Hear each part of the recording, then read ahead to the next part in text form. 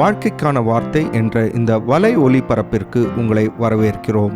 இது ஆதியாகமம் முதல் வெளிப்படுத்துதல் வரை முழு வேதாகமத்தையும் உள்ளடக்கிய ஒரு தினசரி தியானமாகும். ஆதியாகமம் 7, 8 அதிகாரம் உலகத்தில் வந்த ஜலப்பிரளயத்தை குறித்து பேசுகின்றது. இந்த பகுதியில் நம்மை முதலாவது தாக்கும் காரியம் நோவாவின் கீழ்ப்படிதல். நோவா ஏற்கனவே 600 வயதுள்ளவராயிருக்கின்றார். ஆனால் 3 அடுக்கு உள்ள ஒரு பேழையை அவர் கட்டுகின்றார். 450 அடி நீளம், 75 அடி அகலம், 45 அடி உயரம். ஏன் இப்படி செய்தார்? தேவன் அவர் கட்டளையிட்டபடியினால் செய்தார். அது மாத்திரமல்லாமல் ஆதியாகமம் 7 அதிகாரம் 1 ஆண்டவர் நோவாவை பார்த்து, நீயும் உன் வீட்டார் அனைவரும் பேழைக்குள் பிரவேசியுங்கள் என்று சொன்னார். இப்பொழுது இந்த நோவாவின் பேழை மிக சௌகரியமாக, மிக அழகாக, இன்றைக்கு இருக்கின்ற சொகுசு கப்பலை போல இருந்திருக்கும் என்று நினைக்கக்கூடாது. இந்த நோவாவின் பேழையில் விளையாடுவதற்கு இடம், வெளியிலே போய் கடலை பார்ப்பதற்கு மேல்தளம், இவைகள்லாம் இல்லை. உண்மையில் அதற்கு ஒரு ஜன்னலும் இல்லை. மிகவும் அது இருட்டாக இருந்திருக்கும். ஆனால் தேவன் நோவாவை அப்படிப்பட்ட பேழையில் 370 நாட்கள் தங்கியிருக்க சொன்னார். 16 வாசிக்கும்போது, கர்த்தர் அவனை உள்ளே விட்டு கதவை அடைத்தார் என்று பார்க்கின்றோம். ஏறக்குறைய இது ஒரு சிறைச்சாலை போல தான் இருந்தது. வெளியில் என்ன நடைபெறுகிறது என்று நோவாவுக்கு முழுமையாக எதுவுமே தெரியாது. ஆனால் 7 அதிகாரம் 5 சொல்லுகிறது, நோவா தனக்கு கர்த்தர் கட்டளையிட்டபடி எல்லாம் செய்தான் என்று பார்க்கின்றோம். எபிரேயர் 11 அதிகாரம் 7 வாசிக்கும்போது, விசுவாசத்தினாலே நோவா தற்காலத்தில் காணாதவைகளை குறித்து தேவ எச்சரிப்பை பெற்று பயபக்தி உள்ளவனாகி தன் குடும்பத்தை ரட்சிப்பதற்கு பேழையை உண்டு பண்ணினான் என்று நாம் பார்க்கின்றோம். தன்னுடைய அற்புதமான கீழ்ப்படிதலின் மூலமாக நோவா அந்த பேழைக்குள் பிரவேசித்து கர்த்தர் சொன்ன நாள் வரைக்கும் அதில் தங்கியிருந்து தன்னுடைய குடும்பத்தின் இரட்சகராய் மாறினான். ஆண்டவரும் அவனுடைய கீழ்ப்படிதலை கனம் பண்ணினார். அரராத் மலைக்கு அந்த பேழை பத்திரமாய் வந்து சேரும் வரைக்கும் நோவாவையும் அவனோடு இருந்த எல்லா ஜீவராசிகளையும் கர்த்தர் பாதுகாத்தார். 7 அதிகாரத்தில் நாம் பார்க்கும் இன்னொரு முக்கியமான குறிப்பு, தேவன் ஜலப்பிரளயத்தை கொண்டு இந்த முழு உலகத்தையும் நியாயம் தீர்த்தார் என்பதுதான். ஒருவரும் எட்ட முடியாத அளவிற்கு, ஒருவரும் தப்பிக்க முடியாத அளவிற்கு ஜலப்பிரளயத்தின் தண்ணீர் எட்டினது. உலகத்தின் எல்லா பகுதியும் அமிழ்ந்து போகக்கூடிய விதத்தில் தண்ணீர் வந்தது.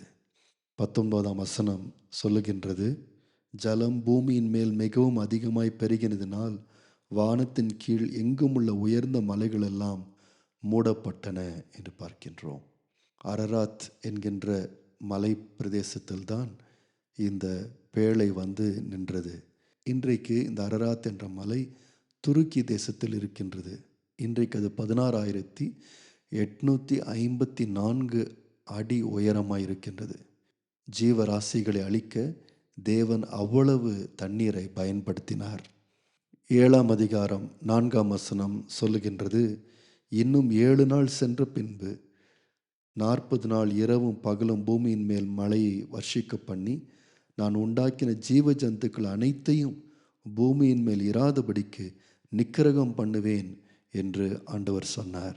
அதே போல் 10 7 நாள் சென்ற பின்பு பூமியின் மேல் ஜலப்பிரளயம் உண்டாயிற்று என்று பார்க்கின்றோம். அப்படி என்றால் என்ன? 11 நாம் வாசிக்கின்றோம், மகா ஆழத்தின் ஊற்று கண்களெல்லாம் பிளந்தன, வானத்தின் மதகுகளும் திறவுண்டன என்று பார்க்கின்றோம்.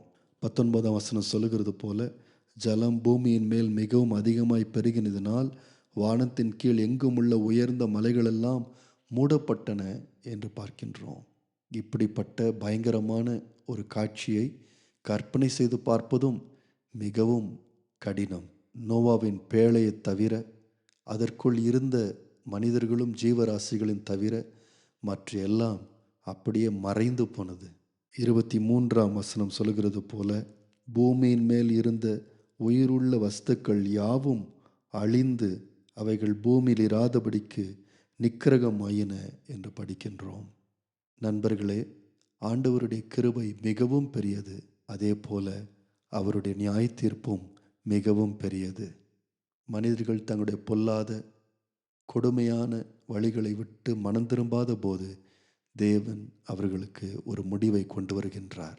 ஆனால் தேவ நியாய தீர்ப்பு தான் அவருடைய கடைசியான தீர்வு என்று நாம் யோசிக்க வேண்டாம். 8ஆம் அதிகாரம் 1ஆம் வசனத்திலே தேவனுடைய நியாய தீர்ப்பு முடிவடைந்தது என்று பார்க்கின்றோம். தேவன் இன்னும் ஒரு முறை தன்னுடைய படைப்பை புதிதாக ஆரம்பித்தார் என்று பார்க்கின்றோம். சில நேரங்களில் நாம் தேவன் கோபப்பட்டால் எல்லாவற்றையும் முடித்து விடுவார் என்று நினைக்கின்றோம். அப்படி அல்ல. தேவன் தம்முடைய சிருஷ்டிப்பையும் தாம் படைத்த மனிதர்களையும் மிகவும் அதிகமாய் நேசிக்கின்றார். அவர்களுக்கு இன்னொரு தருணத்தை ஆண்டவர் தருகின்றார். ஆகவே 8ஆம் அதிகாரத்தில் 150 நாளுக்கு பின்பு ஜலம் வடிந்தது என்று நாம் பார்க்கின்றோம். அடுத்த 70 நாட்களில் பூமி முழுவதும் வெட்டாந்தரையானது என்று பார்க்கின்றோம். மொத்தம் 370 நாட்கள் அந்த பேழையில் இருந்த பின்பு ஆண்டவர் நோவாவை வெளியிலே வர சொன்னார். 17ஆம் வசனத்தில் ஆண்டவர் அவர்களை பார்த்து, உன்னிடத்தில் இருக்கிற சகலவித மாம்ச ஜந்துக்களாகிய பறவைகளையும் மிருகங்களையும் பூமியின் மேல் ஊறுகிற சகல பிராணிகளையும் உன்னுடைய வெளியே வரவிடு. அவைகள் பூமியில் திரளாய் வர்த்தித்து பூமியின் மேல் பலுகி பெருக கடவது என்றார். அது மாத்திரமல்ல, ஆண்டவர் நம்ப முடியாத ஒரு மிக அற்புதமான வாக்குத்தத்தத்தையும் ஆண்டவர் கொடுத்தார். 21ஆம் வசனத்தில் வாசிக்கிறது போல, இனி நான் மனுஷன் நிமித்தம் பூமியை சபிப்பதில்லை. மனுஷனுடைய இருதயத்தின் நினைவுகள் அவன் சிறு வயது தொடங்கி பொல்லாததாய் இருக்கிறது. நான் இப்பொழுது செய்தது போல இனி சகல ஜீவன்களையும் சங்கரிப்பதில்லை என்று சொன்னார். மனிதன் மறுபடியும் தொடர்ந்து பாவம் செய்வான் என்று ஆண்டவர் தெரிந்திருந்தும் தேவன் இனி ஒருபோதும் மனிதர்களை முழுமையாக அழிக்க மாட்டேன் என்று வாக்கு கொடுத்தார். ஆக தேவன் ஏன் நோவாவையும் அவன் குடும்பத்தையும் அவனோடு இருந்த ஜீவ ஜந்துக்களையும் பாதுகாத்தார் என்றால் சிருஷ்டிப்பை மறுபடியும் ஆரம்பிப்பதற்காக தான். தேவன் தம்முடைய சிருஷ்டிப்பையும் தம்முடைய ஜனங்களையும் அவர் நேசிக்கின்றார். ஆகவேதான் தம்முடைய குமாரனாகிய இயேசு கிறிஸ்துவை பாவத்தில் இருக்கின்ற மக்களை ரட்சிக்கும்படியாக அனுப்பினார். இயேசு கிறிஸ்துவும் பிதாவுக்கு முழுமையாக கீழ்ப்படிந்து நோவா செய்ய முடியாத காரியத்தை செய்தார். இயேசு சிலுவையிலே பாடுகளின் மத்தியிலே பிதாவு கீழ்ப்படிந்து மரித்து 3 நாட்கள் கல்லறையில் இருந்து சிலுவையிலே கீழ்ப்படிந்தது நிமித்தம் நம்ம எல்லாரையும் வரப்போகின்ற கோபாக்கினிலிருந்து ரட்சித்து மீட்டார். அது மாத்திரமல்லாமல் சீக்கிரமாக நம்மை அந்த புது சிருஷ்டிப்புக்கு கொண்டு சேர்க்க அவர் திரும்ப வருகின்றார். நேயர்களே, இந்நிகழ்ச்சியை கேட்டதற்காய் நன்றி. மீண்டும் ஒரு புதிய அத்தியாயத்துடன் வாழ்க்கைக்கான வார்த்தையில் நாளை சந்திப்போம்.